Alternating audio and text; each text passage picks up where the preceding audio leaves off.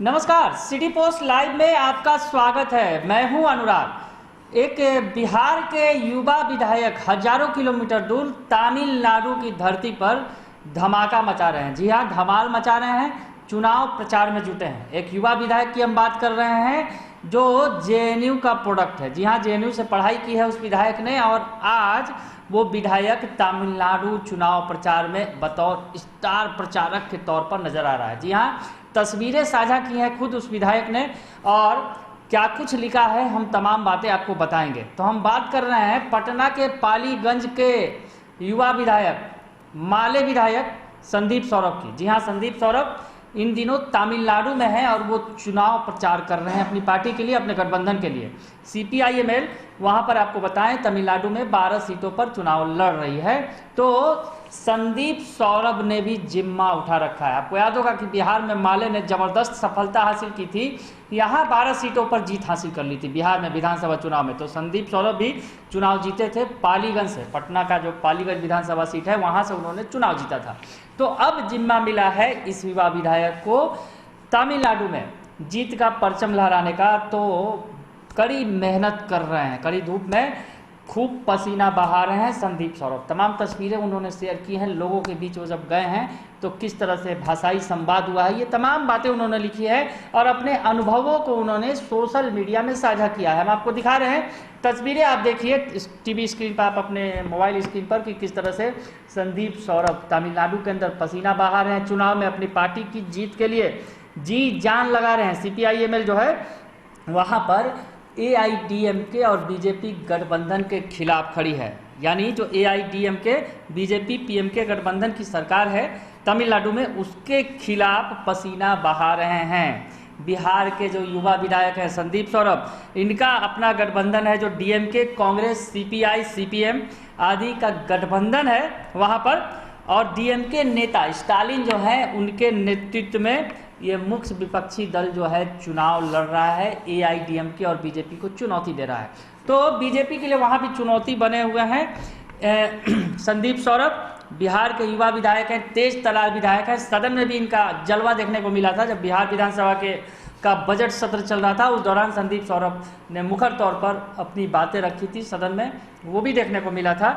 और अब जो है ये युवा विधायक, बिहार का ये युवा विधायक तमिलनाडु में अपनी पार्टी को जीत दिलाने के लिए जी जान से लगा हुआ है। आपको बताएं जो उन्होंने साझा की है जानकारी संदीप सौरभ ने, उसी आधार पर हम आपको बता रहे हैं कि कुल 234 सीट है तमिलनाडु में, उसमें BJP को सिर्फ 20 सीटें मिली हैं। उसमें भी उनके उम्मीदवार कोशिश कर रहे हैं कि उनके मुख्य बैनरों पर मोदी अमित शाह की फोटो न लगे, वरना वे निश्चित हारेंगे।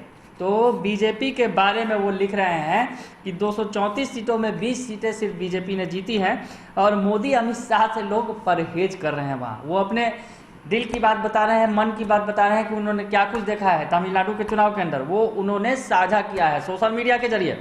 और वो आगे लिखते हैं, मज़ेदार बात यह भी है कि जैसे बिहार में BJP ने अपने सहयोगी JDU को कमज़ोर करने के लिए LJP को हवा दी थी, वैसे ही तमिलनाडु में भाजपा, इसे अमित शाह की चाणक्य नीति कह सकते हैं, ब्रैकेट में वो लिखते हैं, भाजपा ने अपने सहयोगी AIADMK को कमज़ोर करने के लिए सभी सीटों पर 3 अन्य गठबंधनों को खड़ा करवाया है।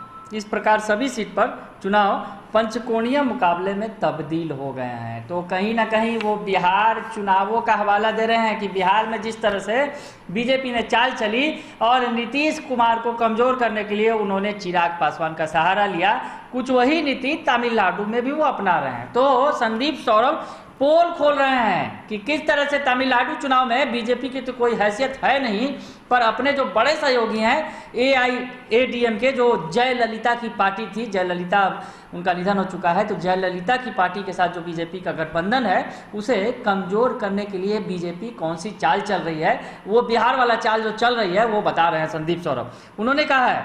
और संदीप सौरभ ने जो तमाम तस्वीरें साझा की हैं आप देख सकते हैं अपने स्क्रीन पर कि किस तरह से वो BJP की पोल खोलने में लगे हैं वहाँ की जनता के बीच में। उनका कहना है कि भाजपा की सांप्रदायिक उन्मादी राजनीति का कोई खास ग्राहक नहीं है। इस बार भी उनका 0 सीट आना तय माना जा रहा है। यहाँ लोग अपने राज्य, अपनी भाषा और अपनी संस्कृति की स्वायत्तता और विशेषता का सबसे बड़ा दुश्मन BJP को मानते हैं। ऊपर से कृषि कानून, डीजल पेट्रोल की महंगाई, निजीकरण आदि नीतियों का भी यहाँ जनता पर काफ़ी नकारात्मक असर है। तो वो पूरी तमाम बातें कर रहे हैं और बीजेपी के बारे में वो लिख रहे हैं कि बीजेपी इस बार यहाँ 0 पर सिमटने जा रही है।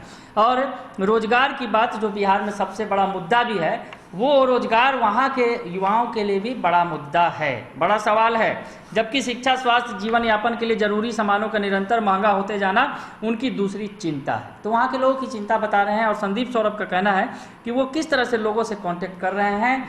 वो दरअसल अपने भाषणों को अंग्रेजी में वहाँ लोगों के बीच रखते हैं और वहाँ एक अनुवादक होता है उनके बीच, और वो तमिल में लोगों को समझाता है, उसका अर्थ बताता है। तो इस प्रकार वो जनता से संवाद कर रहे हैं। तो संदीप सौरभ माले के नेता हैं, युवा विधायक हैं, जेएनयू से पढ़े हुए हैं, जेएनयू के छात्र हैं।